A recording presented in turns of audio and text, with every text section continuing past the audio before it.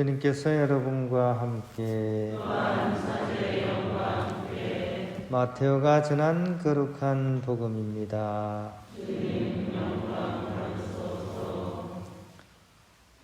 그때 예수님께서 제자들에게 이렇게 말씀하셨다. 사람의 아들의 영광에 쌓여 모든 천사와 함께 오면 자기의 영광스러운 옥좌에 앉을 것이다. 그리고 모든 민족들이 사람의 아들 앞으로 모일 터인데 그는 목자가 양과 염소를 가르듯이 그들을 가를 것이다. 그렇게 하여 양들은 자기 오른쪽에 염소들은 왼쪽에 세울 것이다. 그때 임금이 자기 오른쪽에 있는 이들에게 이렇게 말할 것이다. 내 아버지께 복을 받은 이들아, 와서 세상 창조 때부터 너희를 위하여 준비된 나라를 차지하여라. 너희는 내가 굶주렸을 때 먹을 것을 주었고 내가 목말랐을 때 마실 것을 주었으며 내가 나그네였을 때 따뜻이 맞아들였다. 또 내가 헐벗었을 때 입을 것을 주었고 내가 병들었을 때 돌보아 주었으며 내가 감옥에 있을 때 찾아주었다. 그러면 그 의인들이 이렇게 말할 것이다. 주님, 저희가 언제 주님께서 굶주리신 것을 보고 먹을 것을 드렸고 목마르신 것을 보고 마실 것을 드렸습니까? 언제 주님께서 나그네 되신 것을 보고 따뜻이 맞아드렸고 헐벗으신 것을 보고 입을 것을 드렸습니까? 언제 주님께서 병드시거나 감옥에 계신 것을 보고 찾아가 뵈었습니까? 그러면 임금이 대답할 것이다. 내가 진실로 너희에게 말한다. 너희가 내 형제들인 이 가장 작은 이들 가운데 한 사람에게 해준 것이 바로 나에게 해준 것이다.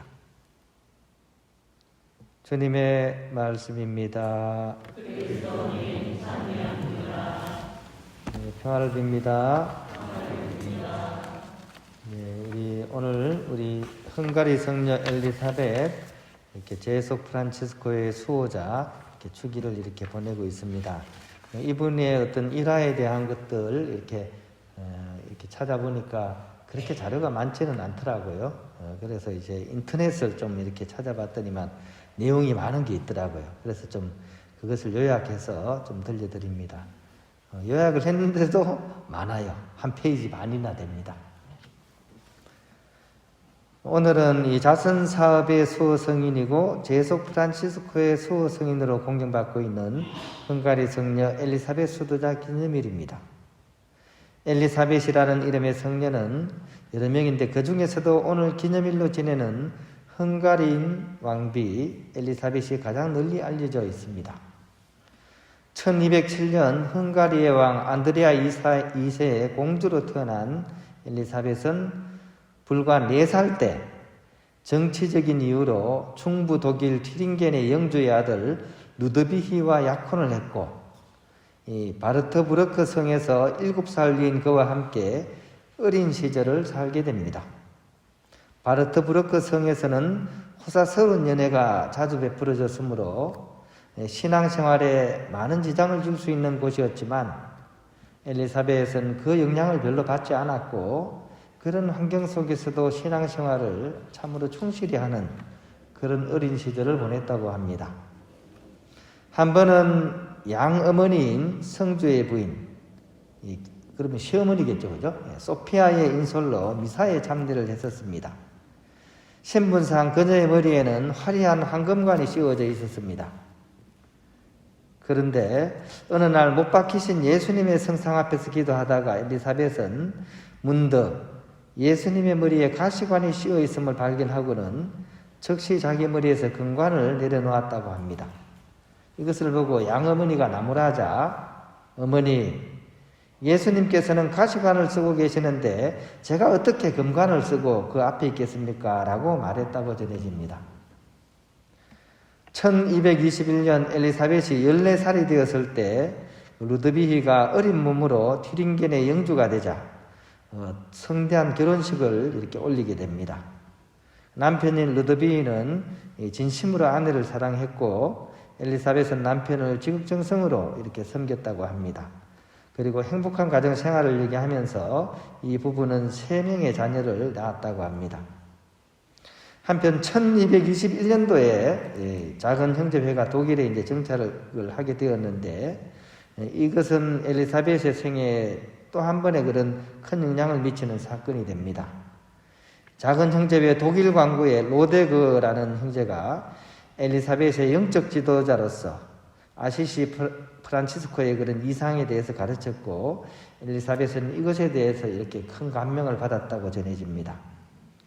로데그의 뒤를 이어서 이렇게 마르부르크의 콜라드라는 사람이 이제 있었는데, 이 사람은 어떤 수도원에도 기거하지 않고 대신 매우 금욕적으로 가난하게 또 엄격하게 살던 사람이었습니다. 이 사람은 엘리사벳에게 아주 엄격한 금욕과 영적인 자아 포기를 요구하면서 영적 지도를 하였다고 합니다. 이런 영향으로 엘리사벳은 성 안에서의 화려한 생활 속에서도 가난하게 살려고 노력했고, 특히 빈민구제를 염두에 두고 그들을 위해서 많은 보조금과 식량을 나누었으며, 때로는 손수 빈민들을 찾아가서 도와주기도 했다고 합니다. 특히 남편 루드비히 성주가 독일 황제의 수행원으로 로마에 가게 되었을 때 남편을 대신해서 나라를 다스리게 되었는데, 마침 전국에 큰 흉년이 들어 빈민들의 상태는 차마 볼 수 없을 정도가 되었다고 합니다. 엘리사벳은 이때 성의 창고문을 열어서 이재민들에게 식량을 모두 분배해 주었고, 심지어 자신의 옷까지마저 팔아서 그들의 공공을 풀어주었다고 합니다.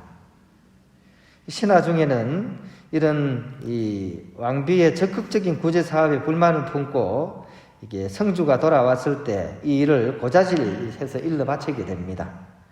하지만 루드비히는 백성들이 기뻐했다는 그 소식을 듣고 더 크게 기뻐하면서 엘리사벳을 칭찬했다고 합니다. 1227년 프레데릭 2세 황제가 이제 성지에 십자군을 보내기로 이렇게 하게 되는데, 남편인 루드비히 성주도 이 원정팀에 합류를 하게 됩니다. 그런데 루드비히는 이탈리아 남부 지방을 지나가다가 사망을 하게 되었고, 그리고 무엇보다도 이 소식이 알려졌을 때 성주의 이 형제들이 옳았구나, 이제 우리가 권력을 잡아야지라고 생각을 하면서 엘리사벳을 학대하고 아이들과 또 2명의 하녀들과 함께 궁에서 내쫓아버리고 맙니다. 성 안의 사람들은 새로운 주인들에게 자칫 잘못했다가 이렇게 큰일 날까 싶어가지고 어느 누구도 그녀가 쉴 수 있는 집을 내어주지 않았습니다.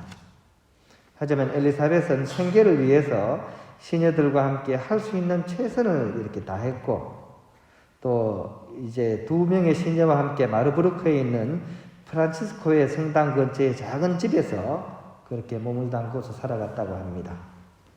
이전의 생활과는 비교도 할 수 없는 그런 고통과 고난을 겪어야 했지만, 그녀는 이런 가운데에서 오히려 그리스도의 고통에 동참할 수 있다는 사실을 오히려 더욱더 이렇게 크게 기뻐했다고 전해집니다. 이후에 엘리사벳은 바르트부르크에서 이제 복이 되게 됩니다. 이때 이제 왕비를 잃은 프레데릭 2세라는 황제가 엘리사벳에게 구원을 했지만, 가난과 은둔 생활을 좋아하고 세속적인 것을 바라지 않던 성녀는 이것을 정중하게 거절했다고 합니다. 오히려 이때부터 엘리사벳은 그 전에서부터 열망하던 수도 생활을 실천하려고 제속 프란치스코에 이제 입회를 하게 되고, 거기서 작은 집을 하나 짓고 기도와 박애가 넘치는 자선 사업에 전념하게 됩니다.